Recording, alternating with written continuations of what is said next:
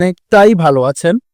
আর আমি অনেকটা ভালো আছি যা সকালবেলা সারারাত্র কাজ করার পর বাসার দিকে আসছি একটা অন্যরকম ভাব নিয়ে।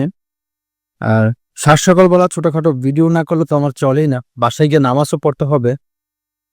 যাওয়ার আগে গাড়িটা একটু চেক করে নিচ্ছি জায়গায় লক আছে কিনা। যদি লক না থাকে তাহলে আবার চুরি করে নিয়ে যাবে। যেরকম আমার এই দরজাটা খোলা। তার জন্য আমি এই দরজাটাকে আবার হাই লক করে দিলাম। যাতে করে আমার গাড়িটা চোরে না নিতে পারে। সারাদিন কাজ করি, অনেক লম্বা একটা সময় ধরে কাজ করি।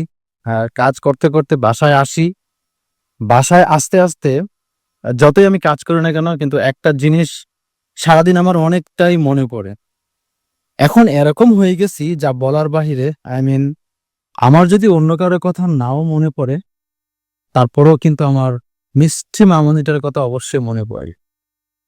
সারাদিন কাজের পাশাপাশি মামুনিটার অনেক অঙ্গি-ভঙ্গি চোখে আমার ভাসে এবং অনেকটাই আমি আ আনন্দে কাতর হয়ে যাই মাঝে তার বিষয়গুলা ভাবলে।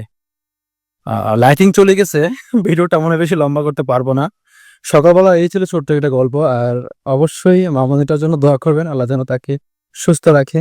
আর I am really miss you, my Mamuni.